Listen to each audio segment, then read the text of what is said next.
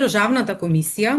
препорачува председателот на комисијата да се изземе од постапување и одлучување во рамки на комисијата во однос на кандидатот кој што бил негов ментор,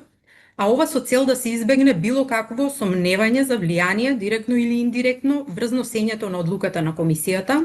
во согласност со принципите на транспарентност, еднаков третман и јавен интерес. Државната комисија при разгледувањето на случајот особено ценеше дека станува збор за постапување на комисија за избор на кандидати на Република Северна Македонија за судија во Европскиот суд за човекови права,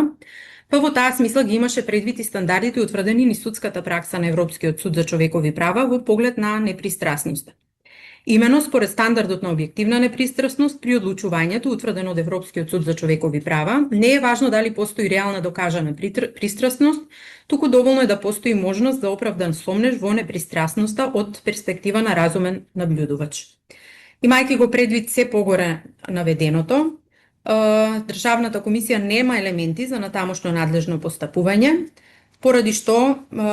предлагам постапката да се запре, а да се има предвид препораката на Државната комисија.